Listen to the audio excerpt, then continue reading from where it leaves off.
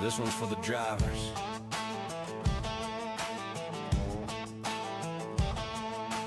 Out in the shop, late night lights, grease on our hands, chasing lap times, every turn, every line we find. Trying to build that edge you feel when you drive. From the blacktop tracks to the dirt out back, we've been putting in work, yeah, we live like that. Not just fast for a lap, we make it last. So when it counts, you're gone on the gas. We don't guess, we know what it takes. Every setup built from the ground, we break. If you want that feel when the car locks in, you're in the right place. Let's go win. Yeah, we built one.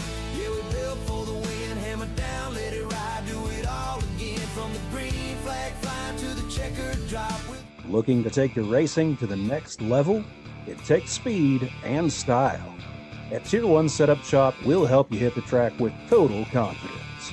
We provide race-winning setups for all three eNASCAR series, Cup, Xfinity, and trucks, plus a huge variety of asphalt oval cars.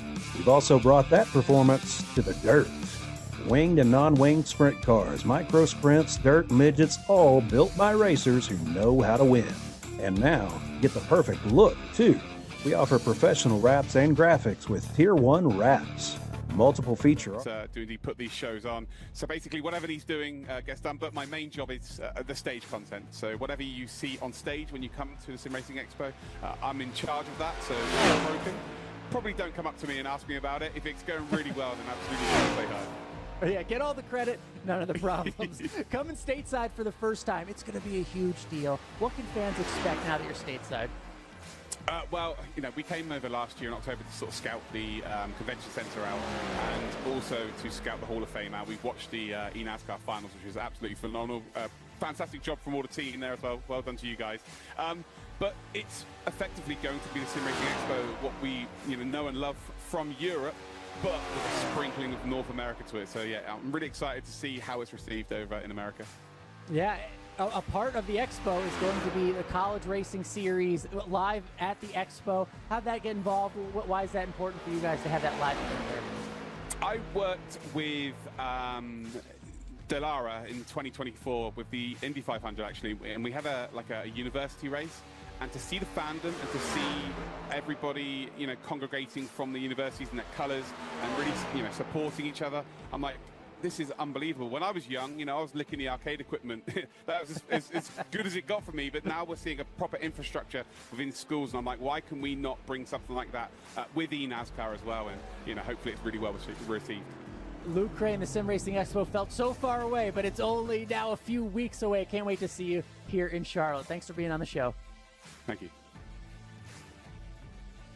We'll happen to have the Sim Racing Expo as well as the title sponsor on this one, Kenneth, as we take a look at tonight's Logitech G track analysis. Yeah, we are deep in the heart of Texas. Texas Motor Speedway, a mile and a half born in 1996. This track underwent a significant reconfiguration in 2017 that results in lower banking in turns 1 and 2 at 20 degrees, and then the same banking in 24 degrees in 3 and 4, but a lot more grip. We've seen drivers nearly go full throttle through 3 and 4 on the first few laps of a run.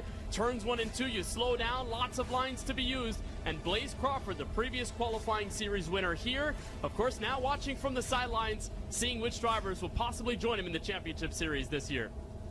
We'll get some analysis from him as the night carries on. We'll also be talking with 2019 champion Zach Novak, who is hanging out as our driver analyst also. Let's go trackside one final time on this qualifying campaign and take a look at your Coca-Cola starting grid. Sebastian Marin going to bring us to the green flag tonight. The driver second into points, and Ray Alfala, not the qualifying series he's wanted, but will start tonight in second. Then Quentin Mormon, your points leader and champ favorite into this one. He starts in the number 4 spot. Some other names of note through the top 10. You've also got Cody Bias and Daniel Falkingham, Matt Busa as well.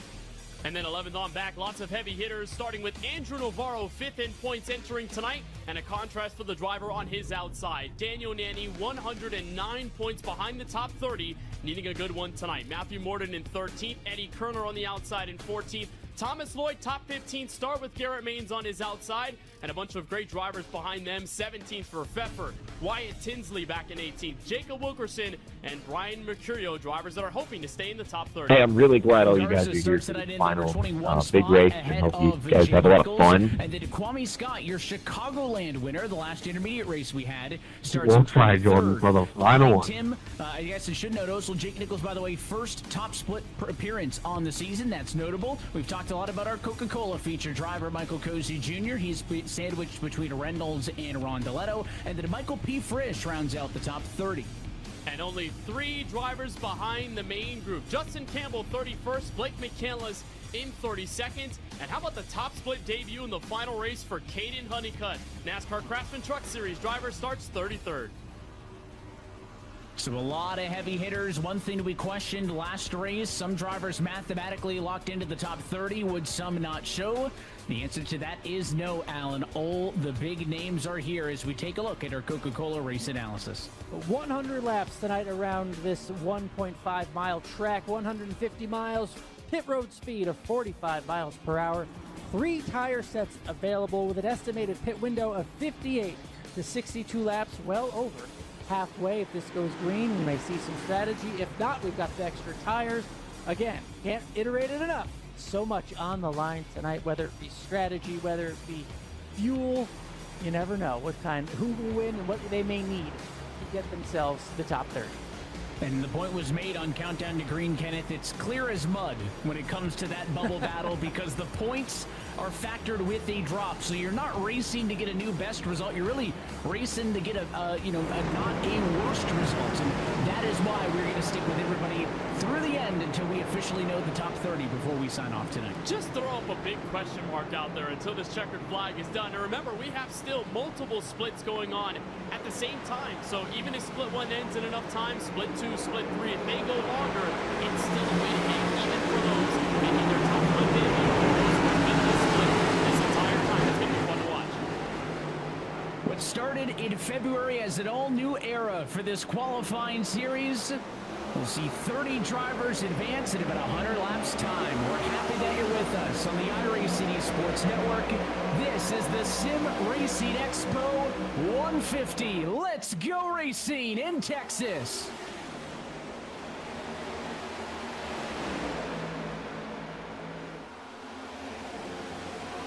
Already 3 wide, some of them before they even got to the stripe, but the battle for the lead is on. It's Ray Alfalla, contact with Sebastian Marin for P1.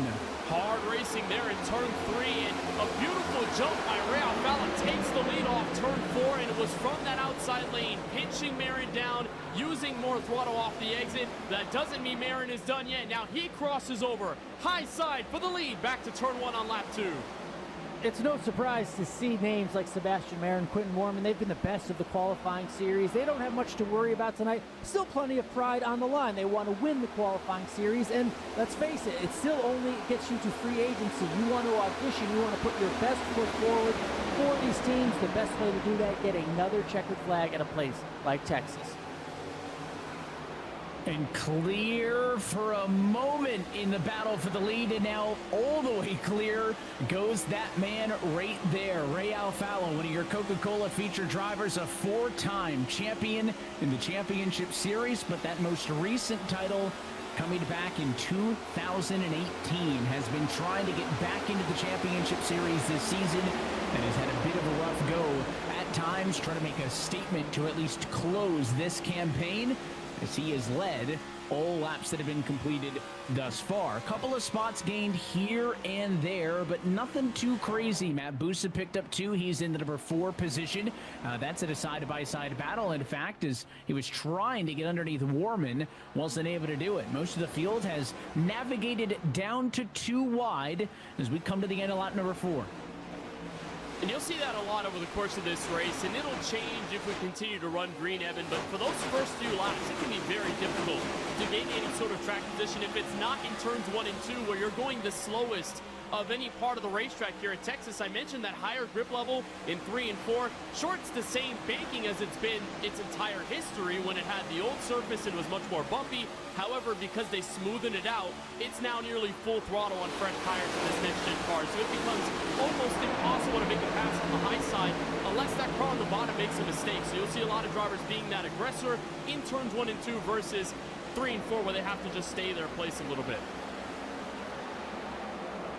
See second split on the bottom of your screen. As always, there are critical points down there for the drivers in split number 2. We'll be monitoring both of these splits over the course of the night. There are 8 drivers in the top 30 in points who competed in split number 2 a week ago. Now, Alan, some of that has changed. We called a few of them out. Caden Honeycutt, Jake Nichols, Daniel Naney.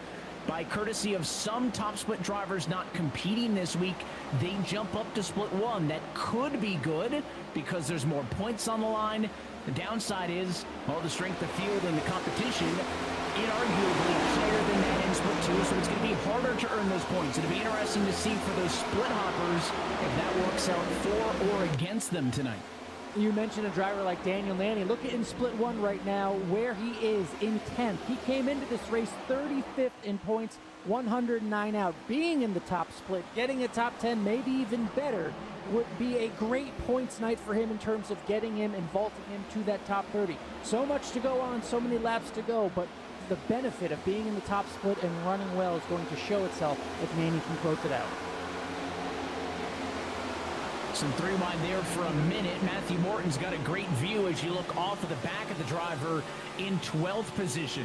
Eddie Kerner in the mix there also. The orange car behind, that was Brian Beccario. So this is all going on just outside of the top 10. And KB, I'm not going to steal this story. You noticed that Jacob Wilkerson, a driver who was just above the cut line, has had some early issues here.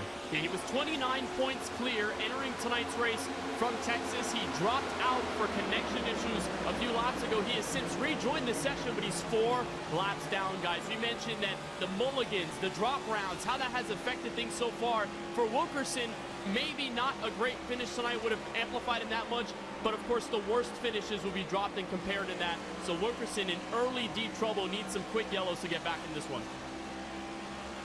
When it's all said and done, iRacing.com/eNASCAR/qualifying is where you'll be able to find the official standings and find out the 30 drivers who are moving on to eNASCAR Coca-Cola iRacing Championship Series free agency when this race is said and done. But to that point on Wilkerson, no drops.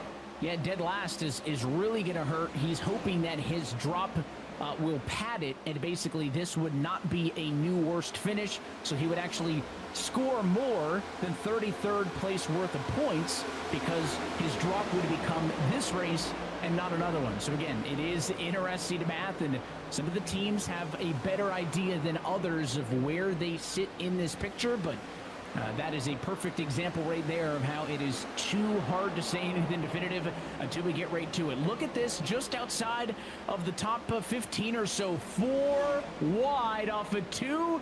And the driver who wanted nothing to do with that, I think, was Wyatt Tinsley on the outside. Yeah, he was just ducking out of the way. And remember, we're talking about drivers here that, for the most part, are securing their place in free agency with Navarro. Michael Cozy Jr. is top 10 in points. Wyatt Tinsley was in the top 10 in points at one point, but now back to 13. Damn, dude. I mean, these are drivers that ultimately do not want to change the trajectory of their season and change the drop rounds, but a lot of them didn't do that well in qualifying. Lots of mid-pack starts for them, having to scrap through what we have considered all right, good. I'm glad you guys the are having hornet's fun. nest of this entire qualifying series. From about 12 on back is where the drivers be a lot more aggressive. You see those underdogs moving in, and that's where this fight continues in off of turn 4. It's been fun to watch how they're trying to get around each other, and in the case for Tinsley, avoiding trouble. The toughest racing is further back in the pack as we have a change for the lead as we look out from Quentin Warman. A battle for the lead, at least. Sebastian Marin has overtaken Rail Fallow, but this is last week's winner, Quentin Warman, on top of the standings, putting himself in a great position for the championship series and getting picked up in free agency. Not a surprise to see him running top 4, but just behind him, guys, Garrett Lowe. Garrett Lowe came into this no one won't say on the bubble, but only 58 points ahead of that top 30 line. He is now sitting there in 5th, getting some great points if he can pull off this finish here in this top split. Yeah, that would do wonders to make him feel a lot more comfortable, but there's a long way to Where's go. the hole? But we did see that kind of double change for position up front. Mayer into the lead. Busa tried to get the 2-for-1 early bird special, tried to get around Alfala and Marin at the same time. Couldn't do it, so that white 16 slots into the middle. So now it's Marin 1, Busa 2, Alfala 3. Warman is still in the number 4 spot, continuing to watch on. Side by side behind them, looks like Garrett Lowe and Dylan Basin doing battle. Basin, the white Chevrolet, 6th in line on your screen, could not get inside of Basin, or could not get inside, I should say, and tucks back in line. So Basin will maintain the spot, and it is going to be Garrett Lowe succeeding in dropping it back into P6 for the moment. Here's a good look at that battle for 19th, the gift that keeps on giving. You can just put an ISO camera on that spot of the field for every single race. You're always, Kenneth, to your point, going to have something to look at back there. And you're always seeing some of these contenders in the middle. Thomas Lloyd, who bounced around a bit of splits a few weeks ago, but has since cemented himself in the top split. And Andrew Navarro, I mean, we talked about his finish from Michigan last week at 24th position. That wasn't his brightest spot. Phoenix was also a pretty rough race. I mean, overall, some portions of the season for Navarro that could have easily been him in the points lead, ripped away from bad luck and poor finishes. Bristol, an early crash, but trying to just regain his composure here. For a lot of these drivers, I'd imagine, Alan, if you're top 10, top 15 in points, if you're 19th right now, oh well. I mean, you're not struggling, you're not crashing. There's still a bit of ways to go in this race to change that trajectory. You got one. Yeah, and look, with little on the line, little pressure, and you know people behind you, right? People in front of you have so much more on the line. It's not one of those, again, you don't want to just give the race away. There's still plenty on the line in terms of pride and showing yourself, but a lot of people may be a little bit more aggressive with you if they feel you're a little too comfortable out there, and frankly, they've earned that position. So Matt Busa goes to the race lead in this one. Entered tonight 42nd in the points with one of the lower drop weeks. Only scored 87 points in Phoenix.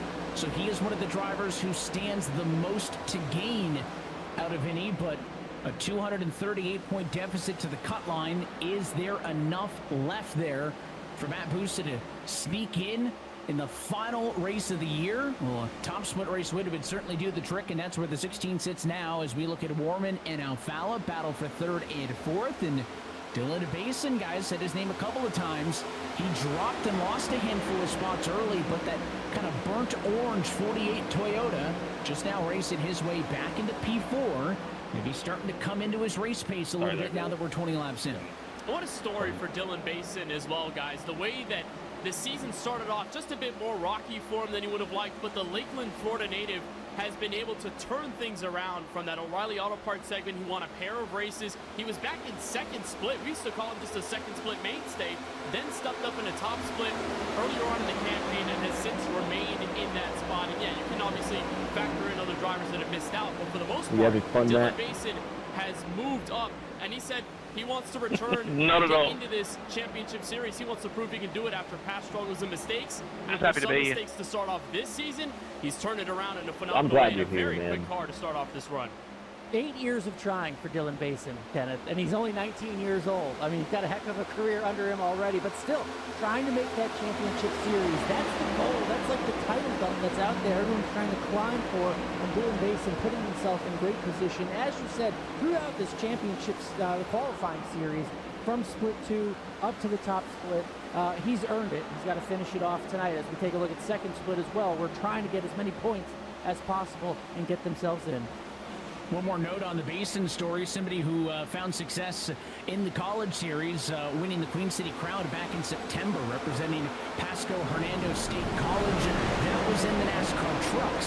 So I mentioned that maybe struggled a little bit with those O'Reilly Auto Parts Series cars, but this format with the trucks, with the O'Reilly cars, and now the Cup cars, Basin is somebody who has shown on the service to be pretty adept in a handful of different national cars. In trouble at live look in split number 2. 2 cars down, 1 to pit road, 2 more in the grass, make it 3 total. But I do not see a caution, so that incident of the turn number 4, they will stay green in 2nd split. Looks looks like Dallas Pataska might have been one of the drivers involved, and maybe Helton and others. So 3 drivers with issues there in second split, but just like in top split, no yellows yet. We're already at 1/4 distance here as we watch Ryan Doucette continue to control things up at the front of the field. Well, NASCAR 25 is available now. We have a caution in split number 1. We'll jump over there in just a moment, but NASCAR 25 is NASCAR's official video game featuring an all-new in-depth career mode that features Dale Jr. and Dirty Mania, and much like this qualifying series, you can race through the ranks. That starts down in the ARCA cars, through trucks, through Riley and Cup. You do not want to miss it. It's available now on Xbox, PlayStation, and Steam. Split number 1 is under the yellow with Busa as the leader. We'll stay here with split 2 under green until we get a replay there. You're watching the battle for the lead. Joseph Galata trying to chase down Ryan Doucette. And Doucette, a driver who we mentioned is on that cut line and needs something like this, a race victory in split 2, but it's not going to come easy with Galata just hounding on the rear bumper. We saw Kenny Brady as well run well at top split, and in second split here, just hanging on to third, being able to potentially catch up to both of these cars and make it a trifecta for the win.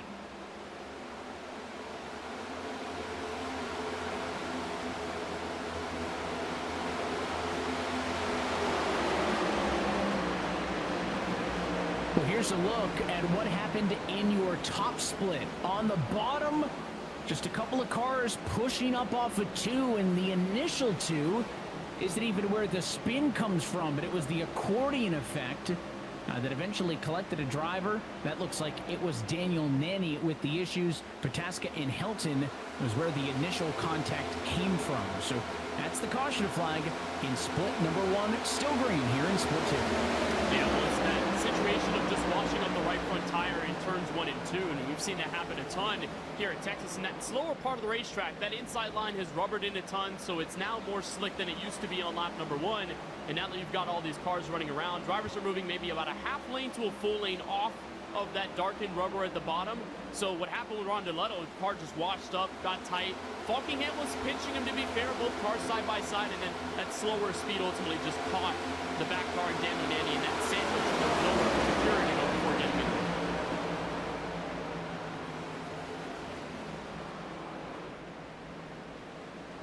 So second split, still green. 30 laps of 100 done. Top split driver is going to be getting set for restart in just a few moments.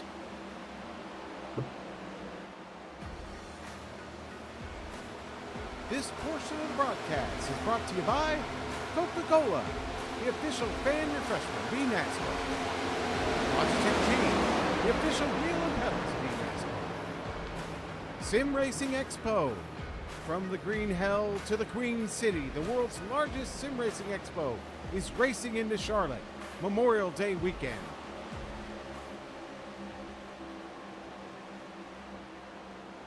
Well, live look in at split number 1, where we have a new race leader, Sebastian Marin. Now to the point, both he and Dylan Basin were able to cycle through to the race lead after the pit cycle. I find it interesting because looking at the numbers, at least on my side, Matt Busa, the driver who led us down pit road, had statistically better pit stops than both of them. He was in the box for 14.9, but it was, or 14.2, it was a 15.0 for Conklin, and it was a 14.9 for Basin. Nonetheless, even Marin with a 15.1, they end up cycling through. I think a lot of the heavy lifting there done by Sebastian Marin, qualifying in the number 1 spot, getting the final pit stall on the pit lane. So that is not a tire strategy move. That is just speed on the pit lane overall. Is going to put Marin to the lead. Basin into the number 2 spot. It's going to be the highest we've seen, the number 48 Ryko Toyota tonight. And then Sean Conklin and Matt Busa will line up on row number 2. You're not noticing Ray Alfala, who is the driver who led 13 laps early in this race. He had fallen to the number 9 spot before the yellow and lost maybe one more in the process. He's going to restart around the number 10 position. So 72 laps to go for your top split drivers. Sebastian Marin, already a race winner, times 3 on the season. Looking for more as we go back underway.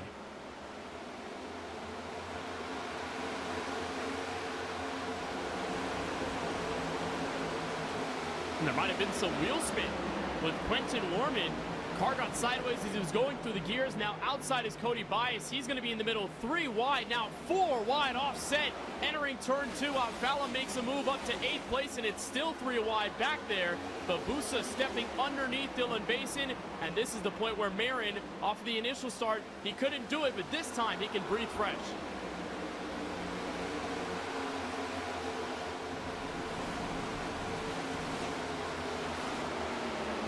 Looked like a lot of the field trying to sort in line quicker than we did on the initial start of the race. Mostly down to 2x2, except for this one spot on the racetrack. It's for about 14th position. In the middle of that one, looks like it's Daniel Falkenham. Center picture there.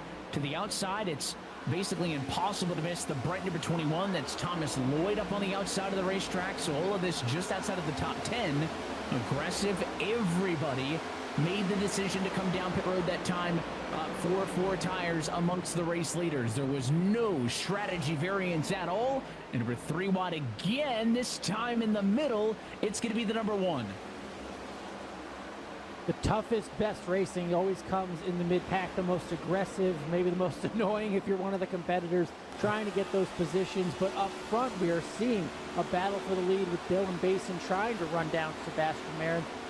Look, this track offers 2 distinct grooves, potential for passing. It's just a matter of Basin being able to get it done here soon after this restart on the fresher tires.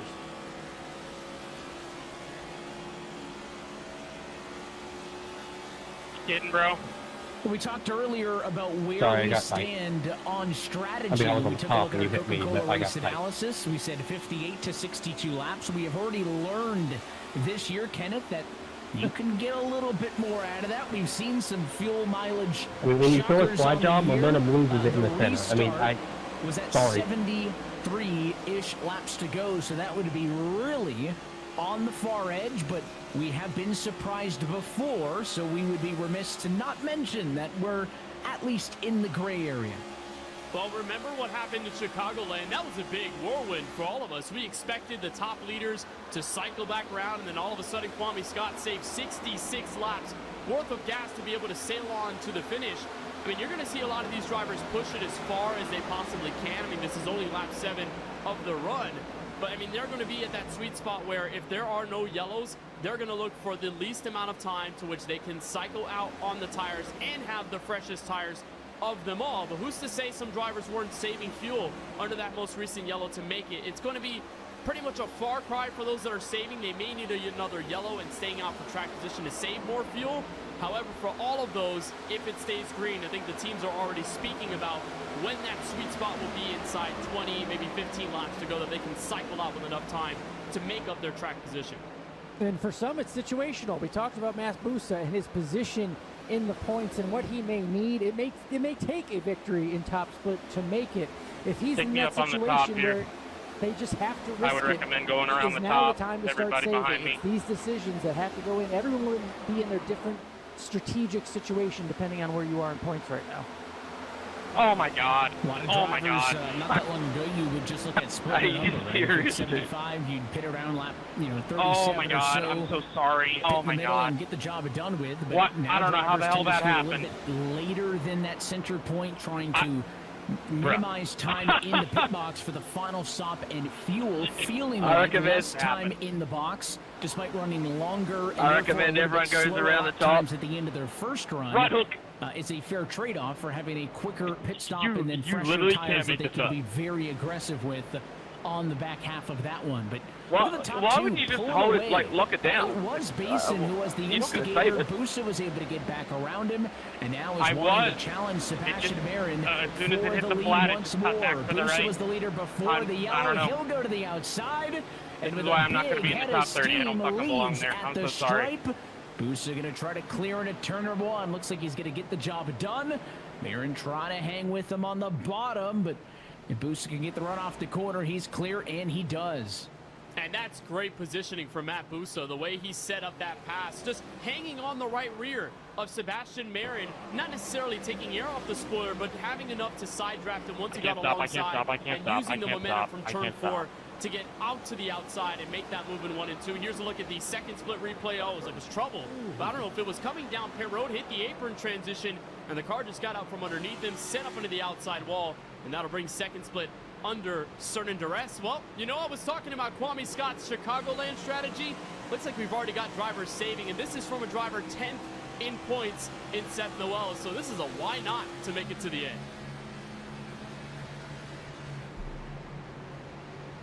Whoa. Both ends of the racetrack, clutch and coast. Seth is running right now in the number 19 position on the racetrack. It's also worth noting he is on the same strategy. Look, I know you boys like doing there butt stuff in here, but that was a clutch and little coast. much there on pit road entry. Wow, I mean, that's 5+ seconds.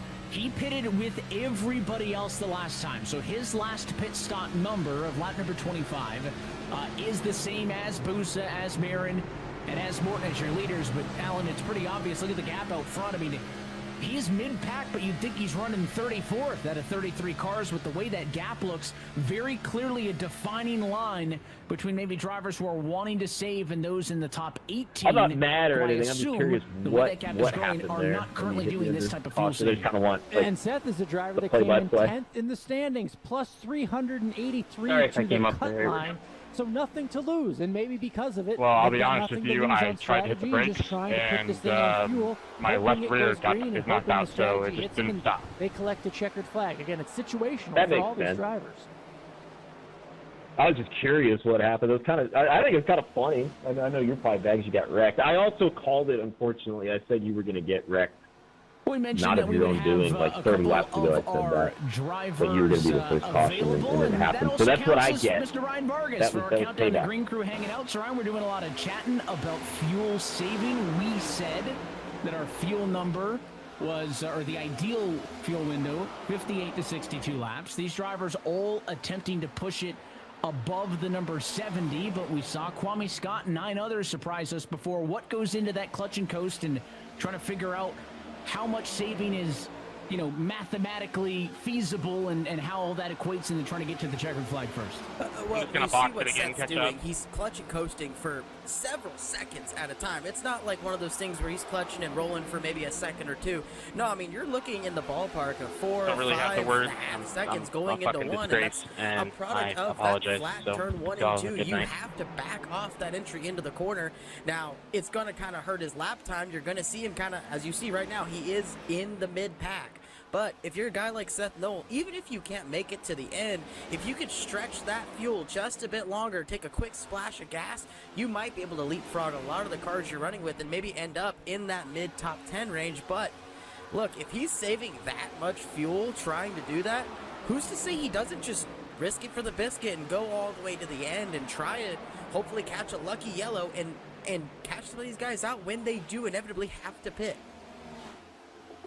It may not be, you know, exactly a replica, Ryan, in this race, but we've seen times as split number 2 is going to get back underway where you have a little bit more of an obvious option between a one-stop strategy and a 2. And we've seen drivers make a one-stop strategy work, but the drivers who pitted twice are that much quicker because they're not saving, they're on better tires, and in the end, 2 stops is quicker than 1. This isn't an exact replica. Here we're talking about 1 or none, it seems, but how can you try to find the balance between, you know, if it takes me this much saving to get there, then am I just going to get past in the end at all?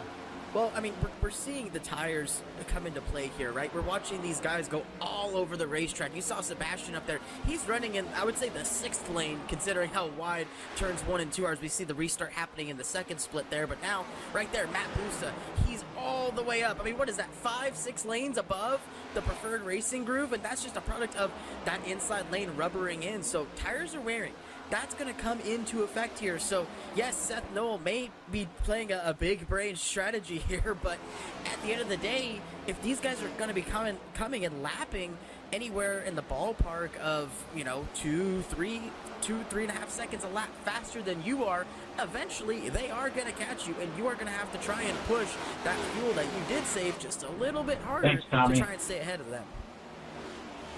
I really expect you to run middle there, Joseph. I didn't mean to, like, dive bomb you there. I'm sorry. Spinner down in split number 2. Certainly going to lead to a caution. What a save, though.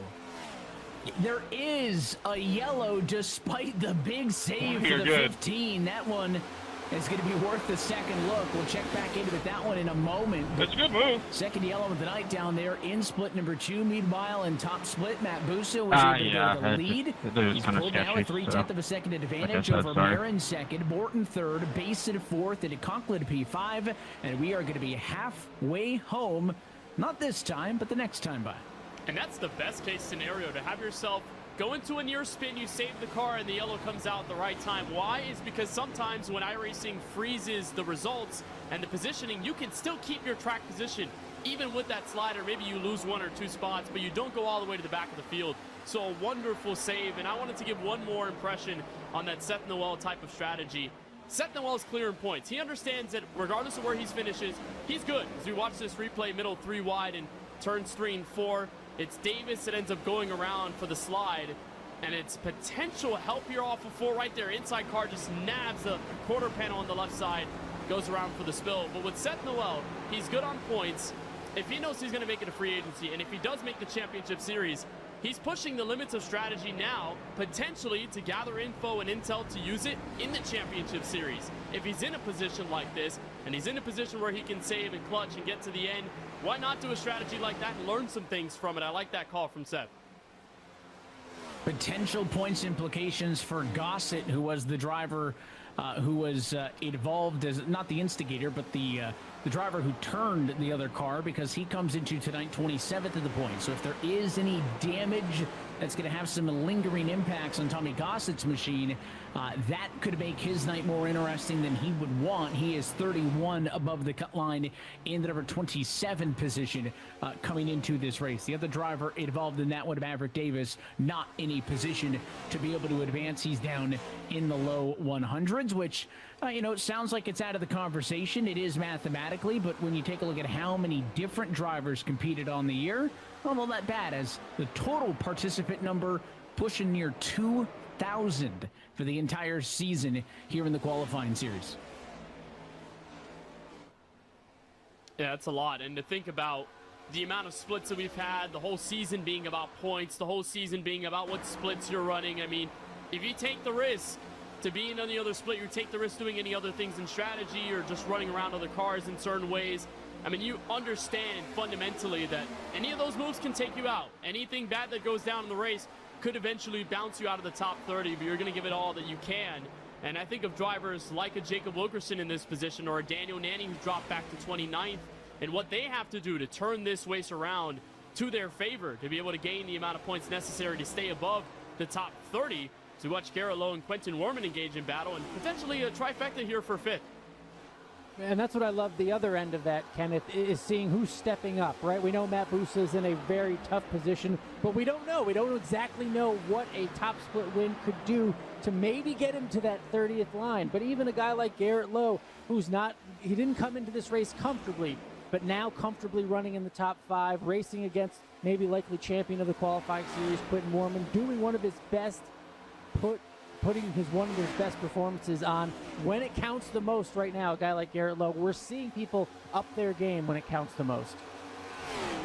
Well, we were just talking about Tommy Gossett down there in split number 2, and how hopefully his night doesn't get a little bit more complex with that accident. Well, he's got the Stars and Stripes paint scheme on that machine down there in split number 2. The production truck always hunting for some good paint schemes, and I think we spent a lot of last week talking about the paint scheme that you see in the battle for 5th and 6th up top, and that's Quentin Warman with the old school kind of Kellogg's inspired 67 machine in this race. Well, Tommy Gossett's got the red, white, and blue down there in split 2. And shout out to Drip as well. I mean, we talked about Luke Crane's Dale Jr. hat. How about a Dale Jr. shirt and a Jordan hat with it? That's some style right there.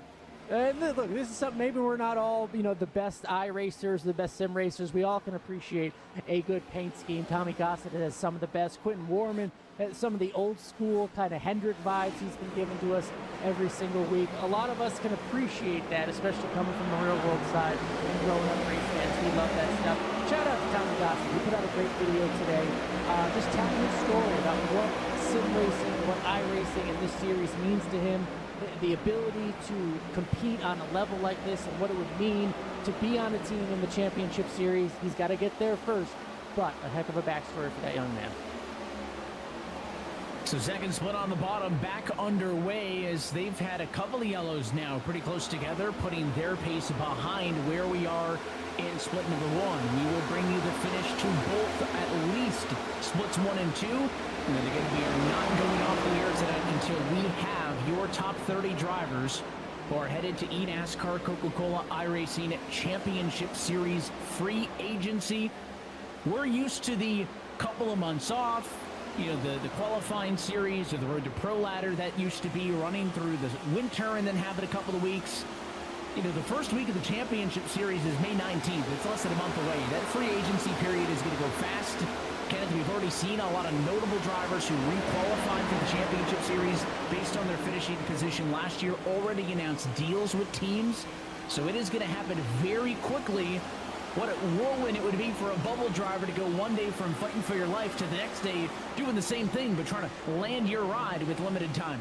And that's why this final race matters so much, because you have to perform at a high level if you're in that points situation. But even if you're not and you're comfortably there, you still have to prove to all of these teams that you can be there with the best of the best as a marketable driver and as a driver that's valuable to those kinds of teams. It's battle for the lead on the bottom for split 2. Kenny Brady making the move up front.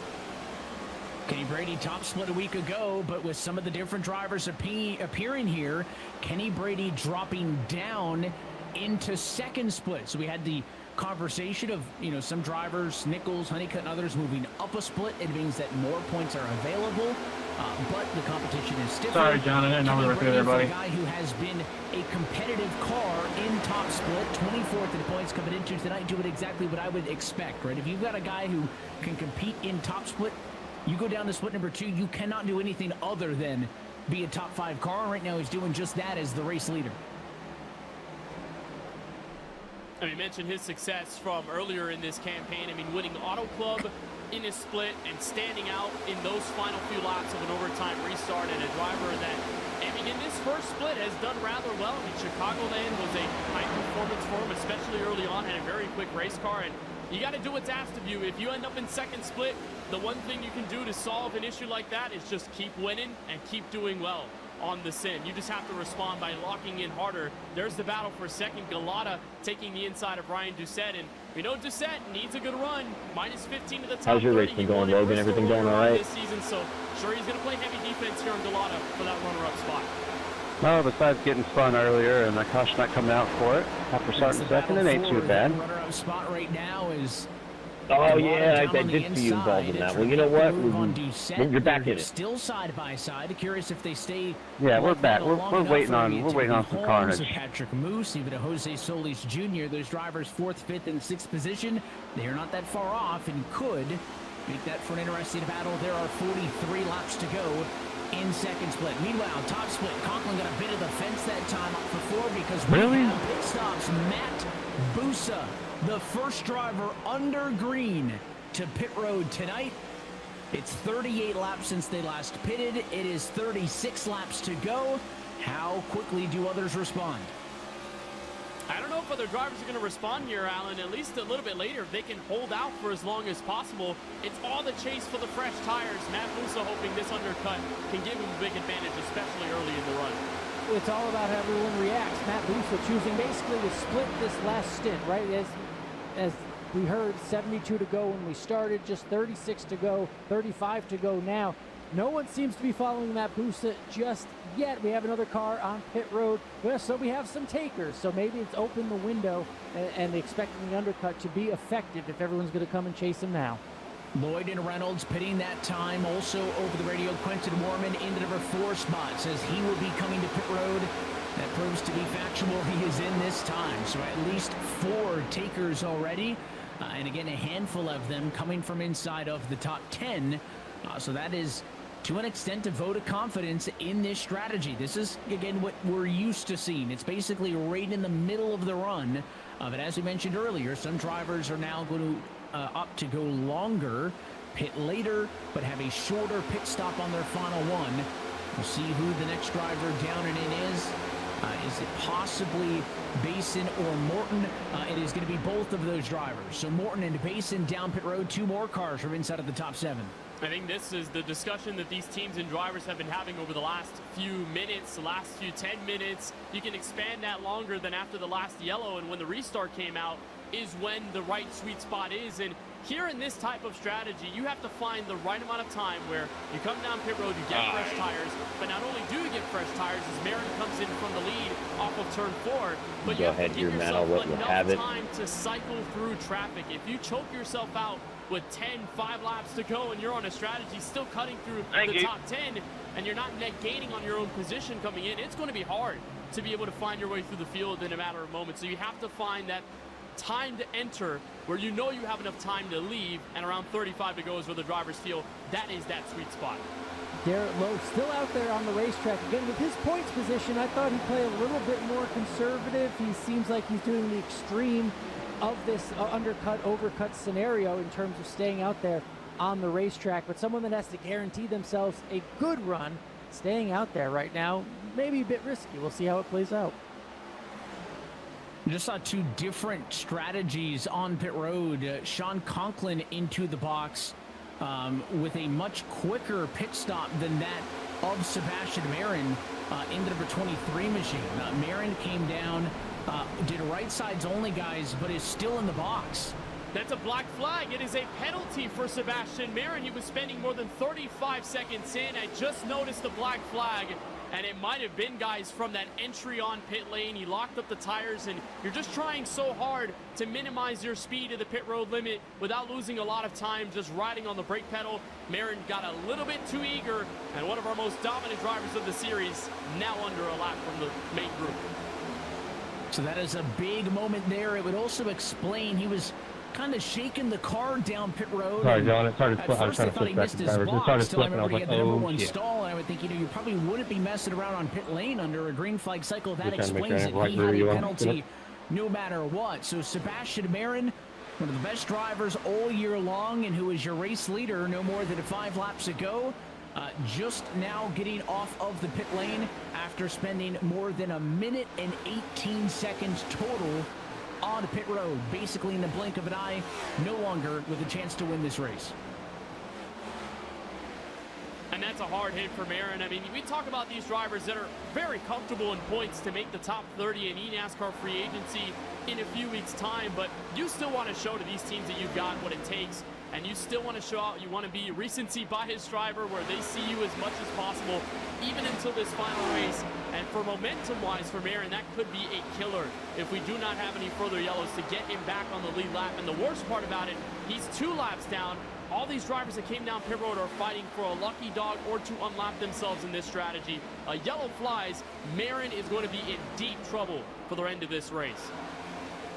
Garrett Lowe continuing to stay out there. I mean, he's been in the top 5, top 6 of this race the entire time. So he's kind of the outlier here in terms of the strategy. The others maybe just throwing sort of a Hail Mary, kind of coming up with something, trying to do the opposite of everybody else. But Garrett Lowe, really surprising me right now that he's still out there compared to his competitors throughout this race. Yeah, I think a lot of the drivers in the midfield, you're right, are just going to try to stay out, catch something here, unless they're playing defense on points. Let's take a second look at Sebastian Marin. This is the pit entry that led to the black flag speeding penalty. Right there, locks it up to the line. I got him at about 60 miles an hour when he was coming to the stripe. It's not a hard cutoff. There is a little bit of variance there, guys, but pit road speed is 45. So 60 at the line. Even if you're hard on the brakes and maybe slower in that first sector, you're not getting away with that one frequently, and that is what did him in.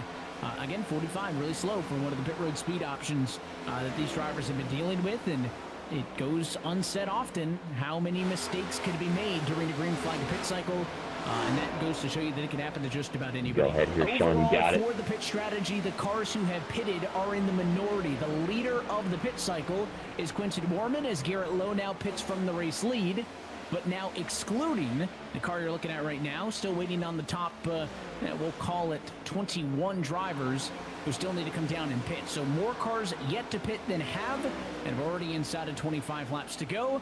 With Lowe on pit lane, it gives the race lead for the first time to Michael Cozy Jr. And back what we saw with Marin, and what you're going to see here from these drivers that come down pit road like we saw Lowe do, is that on iRacing, I mean, we're talking about minute, small differences that can make a driver great and can give a driver a small advantage. Pit road is one of them. You enter on pit road, you can go in a few miles an hour faster in a leniency point of about 1 to 2 seconds before the limit officially becomes a hard cut. And if you're speeding by then on pit road, then you get the black flag. Drivers are trying to reach that limit where they can be maybe 5 to 6 miles an hour over and then get to the limit in that 1 to 2 second period. Marin got a little too overeager there, but a lot of drivers are trying to find that limit, and that means hopping on the brakes hard, using that transition to turn the car. And oftentimes, I mean, tracks like Texas and a lot of other mile and a halves, very difficult to make that happen at a 100% efficacy rate. Well, don't let his points showing be a skew to what this driver has been able to do. Unfortunately, has missed 4 of the races, Alan. That's why Jayden Hopp is not a driver we're talking about in the top 30, but obviously an immensely talented race car driver, competing full-time in the NASCAR Craftsman Truck Series, but also with a big history here on the service, one of those sim-to-reality stories, and through the pit cycle, he's inside of the top 5 in his first top split start of the year. Yes, Championship Series driver in the past and now in the Truck Series, Truck Series winner, as we see pit strategy and pit stops continue with Michael Cozy Jr. coming in. Cody Bias now taking the lead. Garrett Maines. I still have my eye on Seth Noel in there in 8th. We're doing all that fuel savings. We have to see how that plays out and how many people may have also been in on that strategy thinking, can they stretch it with 21 laps to go and stay in front of everybody that's already pitted? Remember, the risk is the longer you stay out, the bigger the benefit would be if you catch the yellow, but if you don't, you basically take yourself out of this race. I think at the point now, Kenneth, where the first cars who pitted under green were about 15 or so laps ago, I think we're kind of at the point where if you're staying out to this point, it's not the, I'm going to pit a little bit later than halfway through the run to get better tires at the end. We're kind of committed to the, we're hoping to catch a yellow, we're trying to stretch it to the end. Again, 55 laps on the current stint. They're trying to hit a number of about 74 to be able to go this entire race without any additional pit stops. I mean, it's been fun to watch the way the drivers have sort of taken this strategy up in arms and have embraced this long run, and I would call it ultra long range for all of these drivers in the field. And Noel has been done saving. That run in turns 1 and 2, he did not drop the clutch in, so either maybe some confidence in the draft that he can hold on, or possibly just waiting to save a little bit later. And he's doing the Kwame Scott. I mean, we saw this in Chicagoland, and we had no idea that any one of those cars could save enough to make it to the end. Noel's trying to prove us all wrong in a money lap designed car, by the way, trying to get one of those spots for eRacer in the Championship Series through free agency if he makes it through.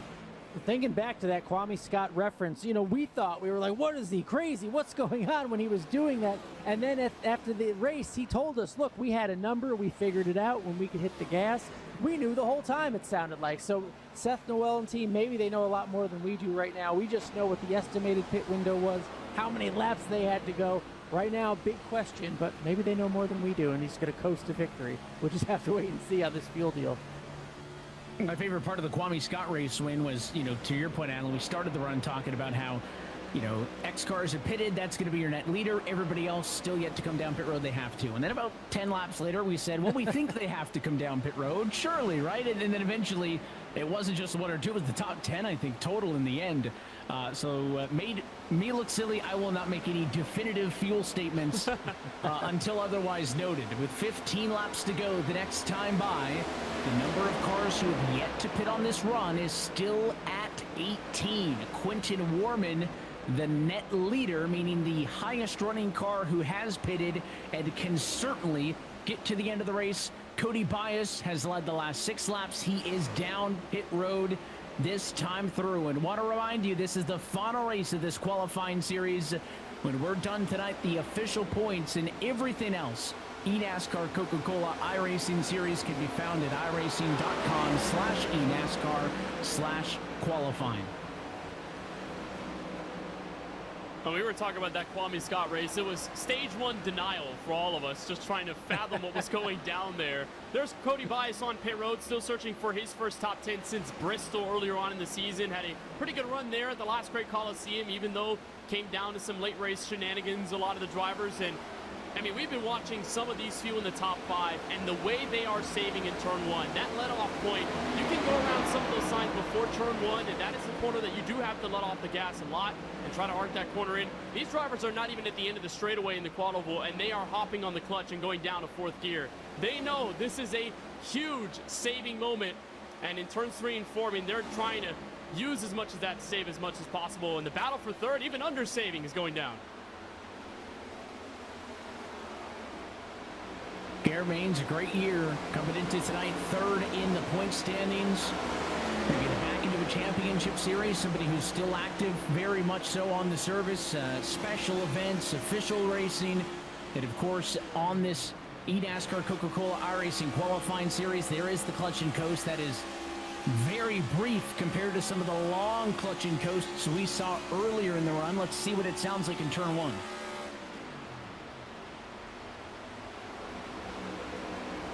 I mean, that's coming off with the last kink in the quad oval that they started to save. That's the longer side. I don't know, Kenneth, it looks to me, and maybe Ryan Vargas, who's listening in, can help us out with this one, Ryan. It seems like the clutch and coast, every time we hear it, there's a lot more of it in 1 and 2 than 3 and 4. Why would that be that end of the racetrack is a better place to clutch and coast for longer? Well, it comes down to the biggest thing here is turn 1 and 2 is a lot flatter, right? So you're not able to carry as much speed, so you're able to lift a lot sooner. You're able to basically lift. Once you kind of exit that quad oval a little bit, you're able to dump the clutch, make sure you kind of roll in there nice and steady. But I saw Garrett Maines there, kind of one of those things where when you do have the car shut off, you're not able to kind of use the engine brake to help the car rotate. We saw Garrett Maines kind of lose the handle a little bit on his race car going through 1 and 2, and that's really just a product of having the car just rolling, free rolling. When it's like that, you're not able to get that rotation, so you're sacrificing a little bit of that. Watch right there, he's kind of pushing the nose in the center of the corner, so sacrificing a little bit of that handling to try and get that longer fuel mileage. Should also start looking at what the gaps are amongst the cars again, which is 16 strong, who have not pitted since that lap number 25 trip down to the pit lane under the caution flag. Maines, 2.1 seconds over Kwame Scott in second. There you go. See the last pit stop lap. The 28 would indicate that they came back down pit road and topped off 1 lap after pit road opened for everybody else. So is that lap of difference going to give Scott, Navarro, Pfeffer an advantage over a Maines, a McCandless, or a Garza? Those are things to watch for as we're inside of the final 10.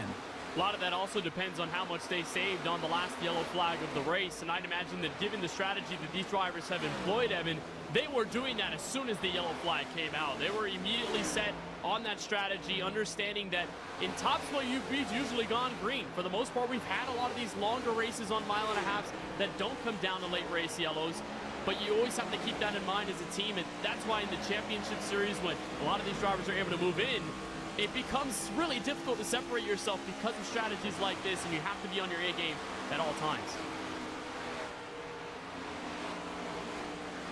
Great run for Blake McCandless right now.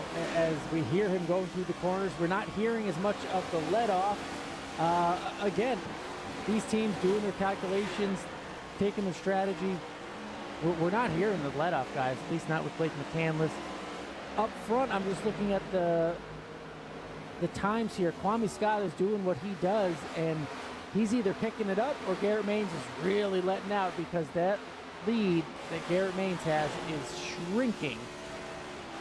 On board with Scott in second. The last lap for Maines, a 31.221. It was a 30.758. I mean, that's a half a second nearly difference between those top two. And if McCandless has stopped saving entirely, he either can't make it or he knows he can. But there's obviously some discrepancies here between who's more comfortable and who isn't. You can see the gap there, and those lap times I just mentioned. It's going to be another equally as big chunk taking out this lap. Jordan, also. I'm betting. Well, and one thing I'm looking at right here, Evan, is look at the line Kwami's running right here. He's able Jordan, to I'm get that pitting. car a lot lower than Garrett Maines. He has a better driving race car right here. So not only are they both saving, but Kwami's able to really get that rotation. So I don't know if it's really him backing up that entry, but right now Kwami is running down Garrett Maines, and it's not a matter of if, but when. And behind him is Andrew Navarro. So a car that was formerly saving like Michaelis and Pfeffer and like Garrett Maines, but now has pushed into the go, go, go strategy. Go as fast as you can. He sees the top two going at it with 4 laps to go. I think they're just giving it all that they've got, whether they understand they can make it to the checkered flag or not. So this could quickly become a 3-horse race.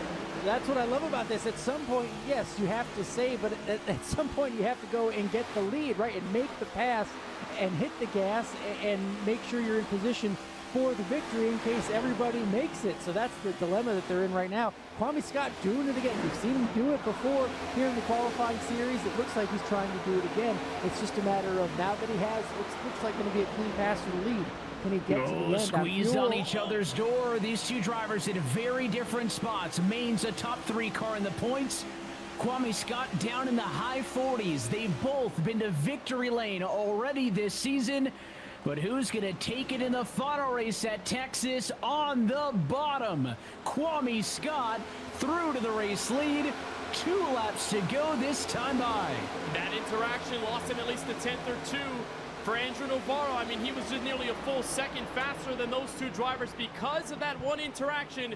But now this is great news for Kwame Scott. He's got a buffering car in Garrett Maines. Navarro only has a lap and a half to go. Scott trying to make some heroic magic under fuel for the 2nd time this season. Still looking at a total of about 12 cars who are going to push it to 73 laps before this one is done. The white flag is in the air. This race is official. Are they all going to come back around for the final mile and a half and take the checkered flag? Maines saving. Navarro trying to get third. That's going to be the battle, but it's behind Kwame Scott. Intervals look good. Underpowered at turns 3 and 4. Kwame Scott trying to win 2 out of the final 3 races on this season. It's another pit strategy masterclass for Kwame Scott in Texas. Thomas Lloyd over the radio says, I don't even know what to say. You're just amazing. Another fuel strategy blitz puts Kwame Scott once more in qualifying series victory lane.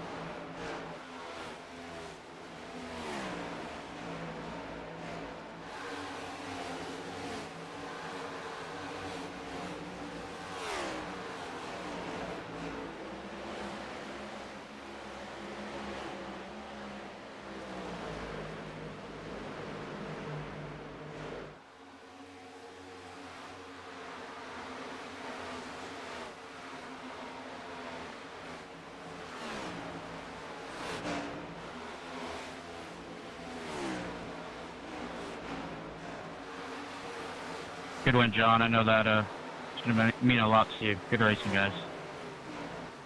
Hey, Maverick, I have you, man. It's a happy. Didn't have to do anything. Same way Gausa didn't have to straight up wreck me earlier, but I understand. Good job going green this week, guys. Good win, John. Sucks I didn't get the race for it.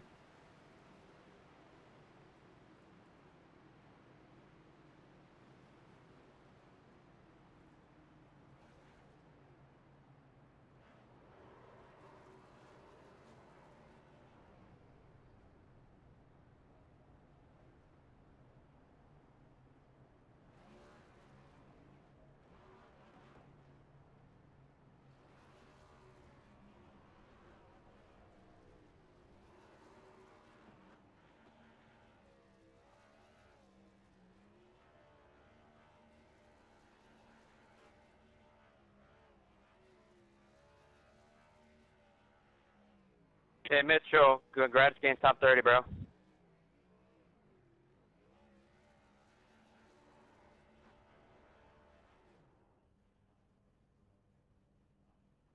Looking to take your racing to the next level?